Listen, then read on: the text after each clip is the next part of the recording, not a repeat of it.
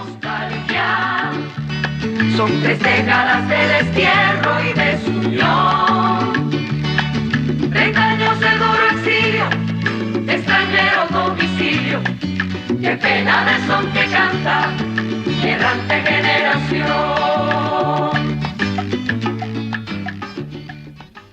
Muy buenas tardes, estimados televidentes, y bienvenidos a un nuevo espacio de Cuba y su historia. Hoy nos acompaña un historiador cubano, un investigador de la historia de Cuba y escritor. Me refiero al licenciado José Raúl Vidal y Franco. El licenciado José Raúl Vidal y Franco se ha dedicado por muchos años, desde muy joven, a investigar la obra martiana y también todo lo referente a las guerras de independencia de Cuba. Las dos, la de 1868 y la de 1895, la que se inició como conocemos popularmente con el grito de Baile. Hoy vamos a hablar de esa gesta histórica porque mañana es 24 de febrero y se cumplen 125 años del inicio de la guerra que Martí llamó justa y necesaria. De sobra está decir que el licenciado José Raúl Vidal y Franco es autor de varias obras que abordan tanto el pensamiento martiano como las facetas de las guerras independentistas cubanas. Bienvenido, José Raúl. Muchas gracias. Un placer que estés aquí.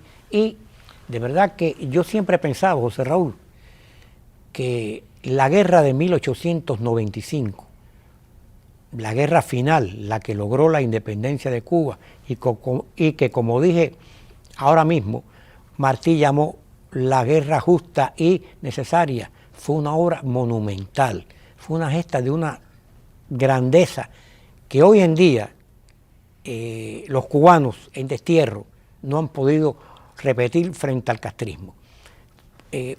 Aunar a aquellas personalidades que venían de la guerra del 68, contando con el fracaso de la llamada Guerra Chiquita, las desavenencias que surgían entre todos aquellos próceres, y ver un hombre ajeno a esa generación del 68, por edad, ¿no?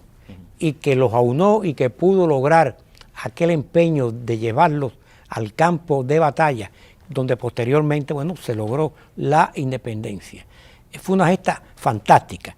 No sé si tú tienes ese concepto o... Sí, en efecto, más que una guerra fantástica, yo creo que la previsión martiana, la inteligencia martiana para poder organizar esa guerra fue magnánima, porque se habla así a la luz de la distancia de que armó la guerra, pero esto fue un proceso bien largo, que desde bien temprano, entrado a los 90, 1890-91, en que comienza a preparar esta guerra y a unificar o a juntar, más que a unir, a estos grandes próceres de la guerra del 68 en la parte militar, por supuesto, para poder llevar a cabo esa guerra, porque sin ellos no iba a poder absolutamente hacerlo. Y bueno, el instrumento rector, que fue el Partido Revolucionario Cubano, yo creo que fue fundamental, fue clave en la organización de esa guerra y que diera el resultado que dio, ¿no? De alzar todo ese pueblo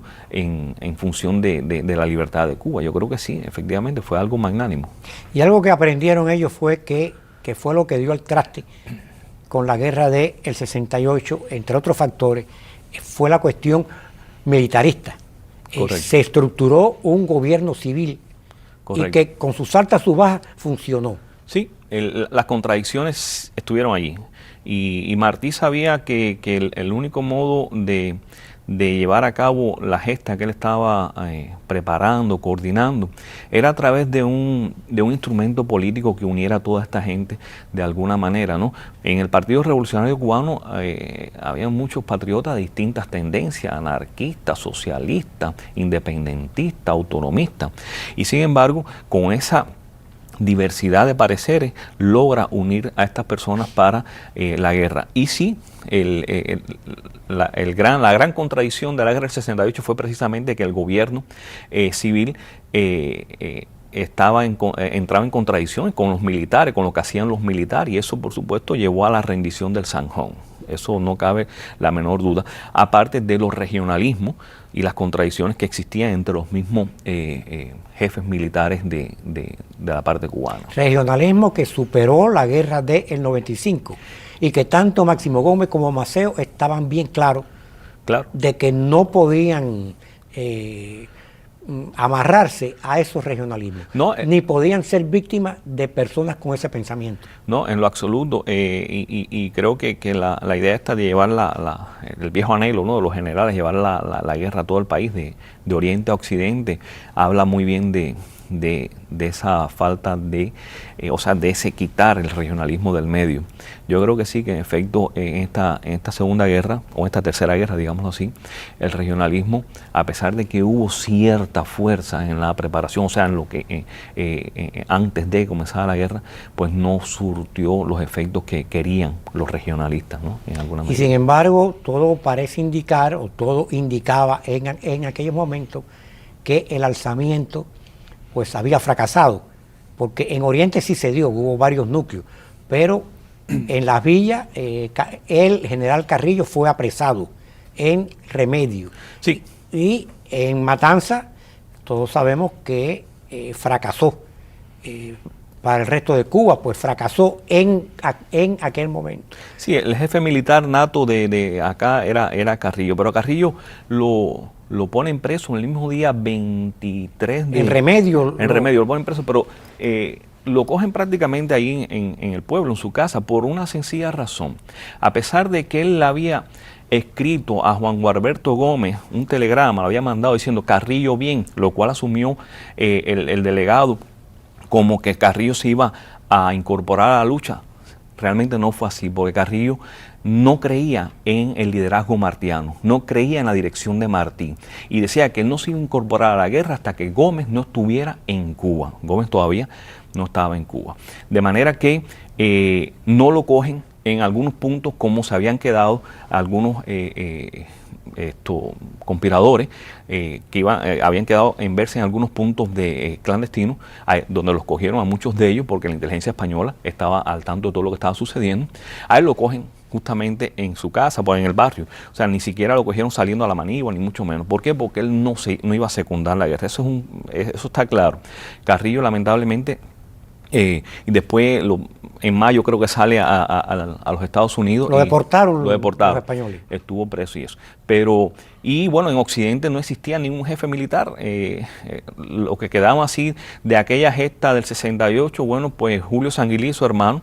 Julio Sanguilí cayó preso. Cayó preso también, y su hermano tenía el mismo criterio de Carrillo, no creía en la conducción y en la inteligencia y en el liderazgo martiano. Y Manuel García, que había dado mucho dinero para la causa de la insurrección, que era un bandolero, le llamaban el rey de los campos de Cuba posteriormente, cuando pues se alza ya, deja el bandidaje, se alza, muere en circunstancias, ese mismo día muere en circunstancias, es asesinado en circunstancias que nunca se han esclarecido. Sí, es asesinado, y la maleta que llevaba el dinero que Martí le devolvió no apareció nunca. Se dice que... Los vales, tenía los vales del dinero que le había dado. Efectivamente, es lamentable. La parte occidental, en Oriente, sí los jefes militares, bueno, pues de alguna manera se organizaron y se alzaron indistintamente, porque déjame decirte, el alzamiento simultáneo no ocurrió.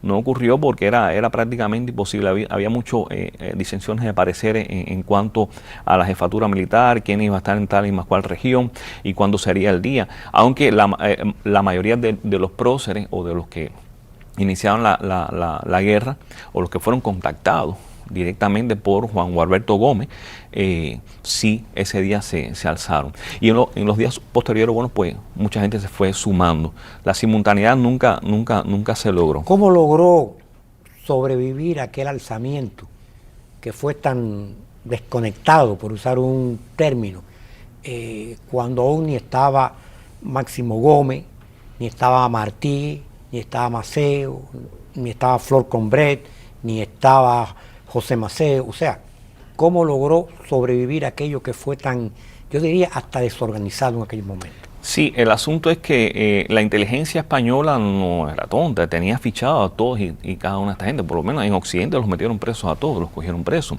Y en Oriente a algunas personas. En Camagüey también, aunque Camagüey no secundó la guerra. Pero yo te diría que cuando reciben la orden de alzamiento, Juan Gualberto Gómez manda una comisión a distintas partes de los complotados en la isla, ¿no?, de los conspiradores, para decirle que, o sea, la orden era muy específica, que había que alzarse no antes de la segunda quincena de febrero. Y regresa esa orden de vuelta a Juan Gualberto Gómez con una propuesta que se dice que fue el general Quintín Bandera quien la puso, de comenzarla el 24 de febrero, que era el primer día de carnaval, lo cual era perfecto para los planes. Entonces Juan Gualberto Gómez vuelve a mandar otra comisión con la fecha ya establecida del 24 de febrero a los distintos puntos de la isla, excepto a Camagüey, porque Camagüey ya había dicho que no iba a participar en la guerra. Y efectivamente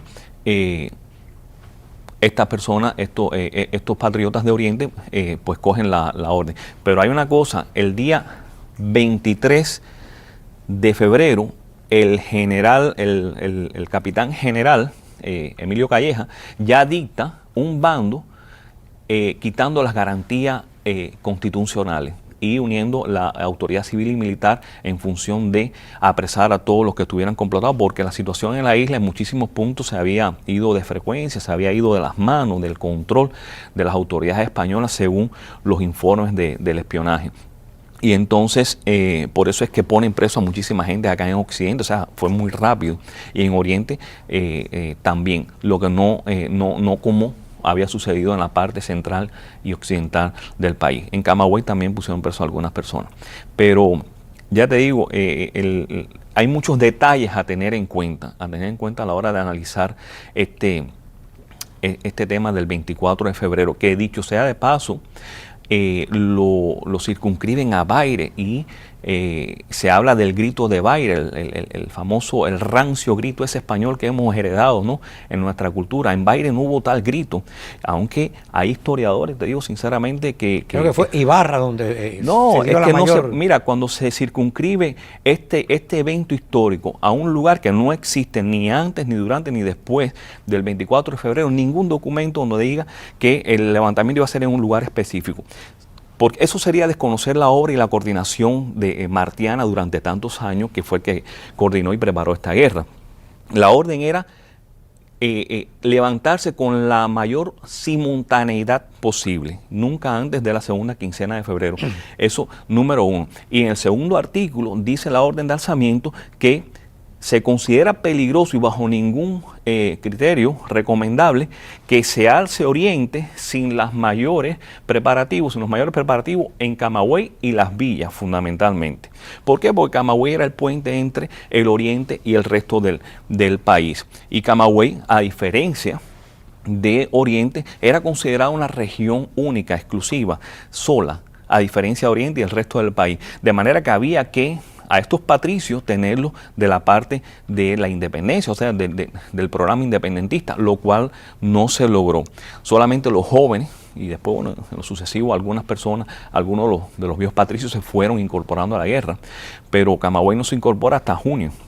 5 de junio, si mal no recuerdo, cuando Gómez pasa allá a la región. O sea que hay muchos detalles a tener en cuenta en cuanto a este detalle de decir que la guerra del 95 es el grito de Baire, ¿no? En Baire no hubo tal cosa. Lo que sucede es, ya te digo, porque hay historiadores, incluso del patio, que sientan nombres en academia que tienen tesis sobre este tema, y ya te digo, es desconocer la obra martiana cuando se dice así. Lo que sucedió fue sencillamente el jefe nato, por ejemplo, en la parte oriental de esta acá, era Saturnino Lora, y que recibe el día 20, o el día 19, no recuerdo bien, una orden del general Moncada, diciéndole, álzate el día 24 por la tarde y espera órdenes. Eso fue todo. El día 24, Saturnino Lora se reúne con sus compañeros conspiradores en el puente Las Herrerías, que está en las inmediaciones a la entrada de Santiago de Cuba. Y allí le dice, ha comenzado la guerra en Cuba, Esto no es un movimiento local, sino es algo generalizado, y lanzan 5 tiros, 6 tiros al aire con las arengas de Viva Cuba Libre, abajo el gobierno español, etc. Y se dirigen de ahí a Jiguaní.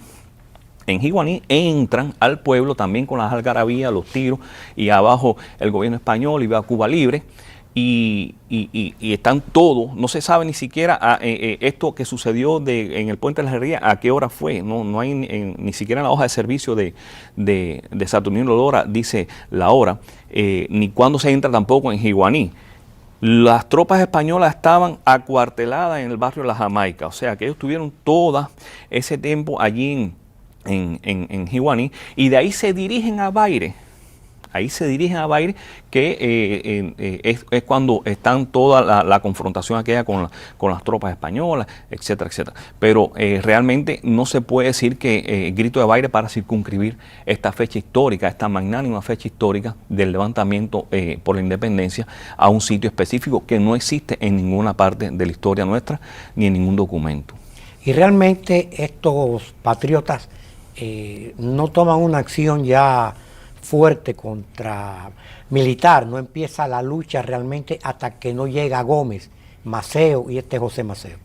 Sí, es que se estaba esperando. Hubo habían algunas jefes escaramuzas militares y demás, pero no. Sí, habían jefes militares que se dedicaron básicamente a reclutar personas y a tratar de armar sus partidas, ¿no? Pero no es hasta que Gómez entra a Cuba, ya la gente sabe que está Gómez en Cuba, que empieza un poco ya la efervescencia aquella a tomar cuerpo, ¿no?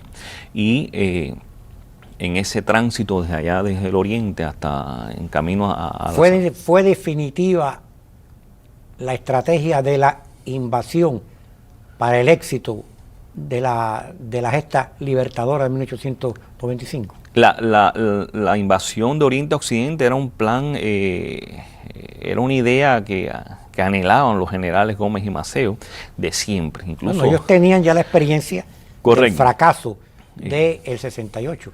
Sí, pero fíjate tú, la guerra del 95, y es verdad que esta gran gesta de esto de llevar la guerra de un lado a otro es tremendo, es una de las cosas, de las estrategias más importantes en la historia militar del mundo, déjame decirte.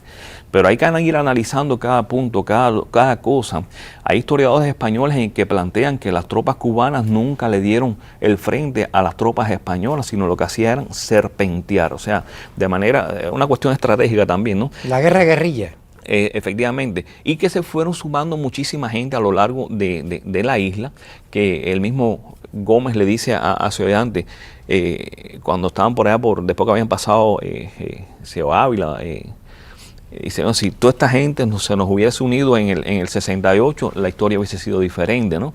Porque la gente se fue sumando por el embullo o porque ya no les quedaba más remedio, quizás a esta lucha. O sea, un gran sector de la población, un gran sector, porque hay otro gran sector que no quería absolutamente la guerra.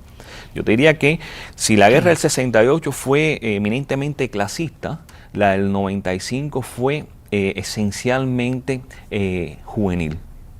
O sea, los jóvenes, por lo menos en muchísimas partes del país, fueron los que secundaron, y las mujeres. Secundaron esta guerra. Las mujeres hiriendo en el amor propio a los jóvenes, los lanzaron a la manigua, ¿no? Y los jóvenes que estaban deseosos de repetir las hazañas de los Loinás y de muchísima gente de la guerra del 68. Y posteriormente, muchos de los grandes jefes militares que sentaban nombre en el 68 se fueron incorporando. Algunos, no voy a desmeritar la labor, pero yo creo que había una cuestión de personalismo, de protagonismo que no fue saludable para la campaña. Pero al final de la jornada lo importante era que el país estaba en pie de lucha. ¿Cómo se enciende Camagüey? Camagüey, ya te digo... Me dijiste que en julio fue cuando sí, hasta que no se pasa sumó Camagüey. Gómez, hasta que no pasa Gómez a Camagüey, no se le suma el Marqués de Santa Lucía, Salvador Cisneros Bentancur, con su ejército de los 12 apóstoles, como le llamaba él, que se les reúne allí en las afueras de Camagüey. Este hombre le habían puesto también un orden de aprehensión por las autoridades militares en aquel momento, y logra, bueno, pues escaparse de alguna manera. Y Alejandro Rodríguez, que no era camagüeyano, y estaba reclutando personas allí en el área de Camagüey. Y estos son los que se suman a Gómez cuando Gómez pasa a Camagüey. Pero la guerra había comenzado en el 24 de febrero y estamos hablando de junio. De manera que fíjate... Ya las villas estaban encendidas cuando... Ya las villas estaban ya... Acuérdate que en las villas habían puesto preso a todos los que pudieran haber encabezado y en La Habana también. O sea, el occidente tenía una cosa, no tenía un jefe nato en esos momentos, ni mucho menos. Occidente nunca lo tuvo. Nunca lo tuvo, porque es que no, en la guerra en la guerra del 68, en esa área allí no... Serafín Sánchez ya estaba en las villas. Serafín Sánchez ya estaba en las villas ya, correcto. Pero fíjate, el tema no es hasta que Gómez empieza a avanzar, que la gente sabe que está allí, que empieza... La invasión propiamente. La invasión, correcto. Que empieza la gente a decir, bueno, esto es algo muy serio, o sea... Porque aunque, por ejemplo, Matanza, La Habana, Pinar del Río, no hubo esa masividad, pero sí la T incendiaria de Gómez afectó mucho la economía y, por ende, al gobierno español. No, y a las mismas tropas cubanas, porque en esa T incendiaria se quedaron ellos también Vino la reconcentración. Viene la reconcentración después de Weyler, fue después que a Martínez Campos de alguna manera lo destituyen, aunque él dice que no, que... Bueno, Martínez Campos, hay correspondencia de Martínez Campos donde él dice que esa guerra no era para allá. Era una guerra muy, muy cruel y él mismo recomienda a Valeriano Weyler. Dice, el único hombre que puede hacer esto aquí. Sí, pero hay mucho más que eso. Yo creo que Martínez Campos vino embaucado con el ego de haber logrado la paz de San Juan. Y entonces él creía o sea, perdió de vista que las condiciones eran totalmente diferentes. Las mismas tropas españolas que estaban en Cuba no querían tampoco luchar. Te diría un dato, casi el 40% de las tropas regulares españolas en Cuba estaba rebajada de servicio a la hora de empezar la guerra. Fíjate tú qué clase de dato decir. De manera, porque muchos decían que estaban enfermos o ya se habían casado con cubanas, o sea, habían hecho familia en este periodo de 16 años que transcurre entre el 78 y el 95. Y otros habían salido de servicio ya y se habían quedado. Muchos españoles abrazaron la causa independentista. Muchos españoles abrazaron la causa independentista, sí, pero también muchos cubanos abrazaron la causa española. Bueno, llegó a haber tanto o más guerrilleros, como se le llamaba a los cubanos que colaboraban con el ejército español, que por cierto era una especie de milicia que apoyaban al ejército español. Hubo tantos en algún momento como fíjate tú que mambises cubanos. Correcto, los voluntarios españoles... Y eran más cruel que los soldados españoles. Llegaron a reclutar más de 275,000 efectivos. Para un país eso es bastante. Un país con una población que no llegaba a los 3 millones. A los 3 millones. Y ellos hicieron una cosa, los voluntarios españoles le pasaron por encima al código de reclutamiento. En principio, los voluntarios tenían que ser hijos de españoles y blancos. O sea, blanco, hijo de español. Eso era el requisito indispensable. Fuera de eso no podías entrar en la fuerza. Sin embargo, en la guerra del 95 aceptaron no solamente hijos de españoles, sino también a cubanos que no tenían ninguna ascendencia, digamos, dentro de las filas españolas, ni mucho menos. Aceptaron negros también, aceptaron delincuentes, presos, gente con antecedentes. No, ellos fueron muy crueles. Y ellos tenían fama de hecho, la historia recoge que hombres como Quintín Bandera ajusticiaba sin pregunta de ningún tipo cualquier voluntario que caía en su mano. Es una guerra muy cruel. Era la leyenda, ¿no? O la historia se ha tejido en torno a Quintín Bandera. José Raúl Vidal, yo te quiero preguntar algo porque el tiempo pasa. Y tú que eres un acucioso investigador de la historia cubana, sobre todo de esa etapa, de esas dos guerras.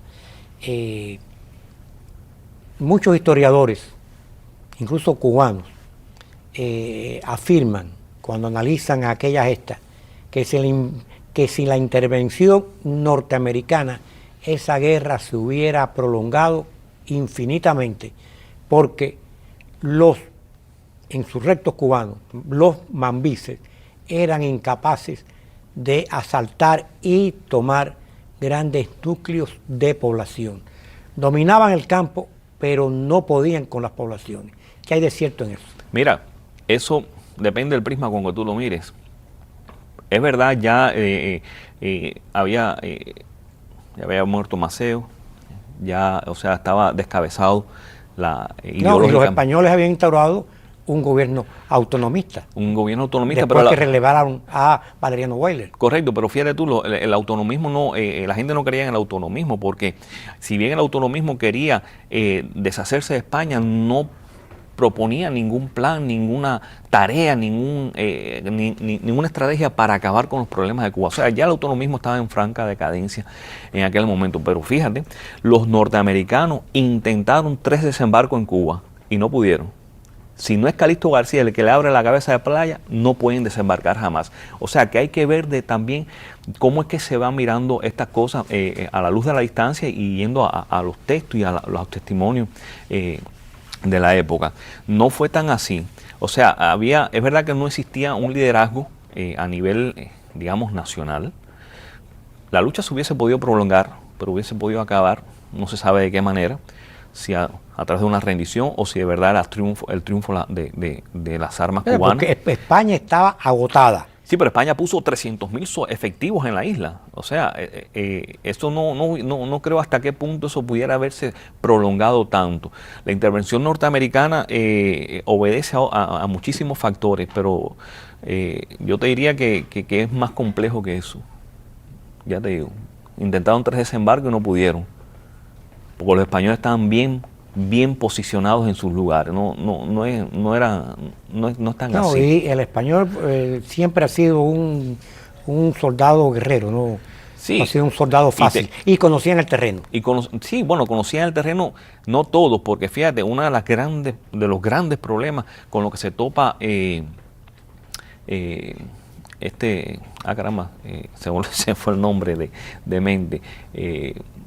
Valeriano Weyler, no, el anterior que te mencioné, de Martínez Campos, perdón, es que cuando llega al terreno, los españoles, el gobierno español no se había ocupado en más de 2 décadas de hacer mapas nuevos de los terrenos, de nada en la topología, en la topografía del terreno, y el terreno había cambiado, de manera que cuando entra Martínez Campos, por eso es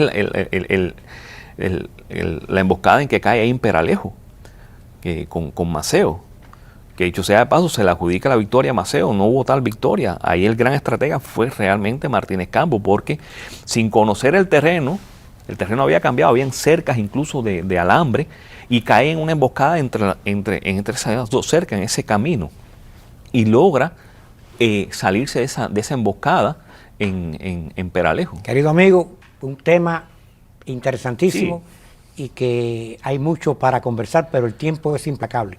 Gracias por haber estado aquí y habernos compartido, haber compartido con nosotros estos conocimientos que tienes tú sobre la gesta de 1895. Mañana, 125 años del inicio de esa guerra. Y ustedes, queridos televidentes, sin más, hasta la próxima vez. Son 3 décadas de destierro y desunión, 30 años de duro exilio, extranjero domicilio, qué pena de son que canta, mi errante generación.